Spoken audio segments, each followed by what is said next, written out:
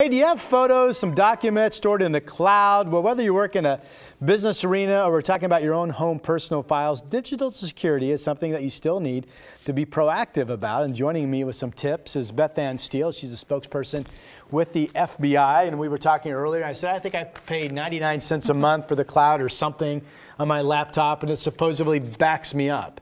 And you're telling me that doesn't necessarily mean everything is safe. Not necessarily. You need to ask the right questions. And so what we're really trying to do is educate small and medium-sized business owners about the risks that are out there and some simple things, some simple questions they can ask as to how to protect their businesses, their employees, and even the general consumer.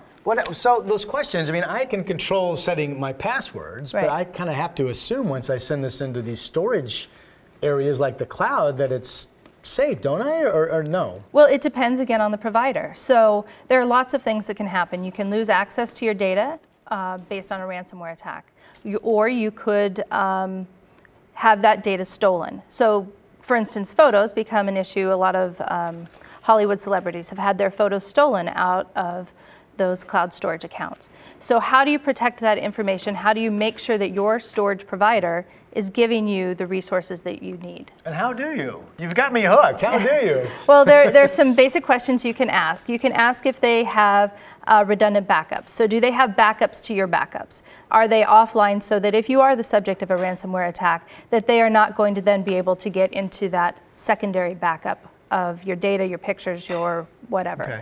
A lot of employees or a lot of employers are putting their employee HR information. So you go into an online platform and you put in your password, you check your social security number, you make sure your direct deposit information is correct. That's where we're seeing a lot of these problems. And so how do you make sure that that information is protected?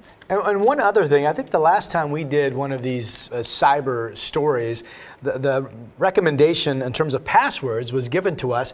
Pick some phrase. Don't try to come up with, caps, lower, or random numbers, but pick a phrase like, I mean, I'm sure you wouldn't pick Mary Had a Little Lamb, but something like that. Is that still the case? Pick a phrase that you'll be able to remember. Is that still a good password? There are all kinds of different ways you can make your password more secure by adding characters, capitals, lowers, numbers, all of that kind of thing.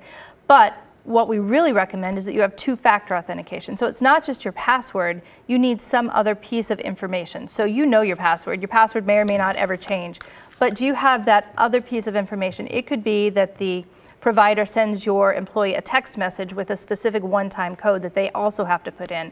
It could be something on your cell phone. I have a device on my cell phone that generates random one-time numbers, changes every few seconds. Okay. You have to have that second layer of protection. Well, keeping ahead of technology, a full-time job it seems like, and you can get more tips at fbi.gov, so that's easy to remember. Right. Beth Ann Steele with the FBI. Thank you. Thank you, Rod.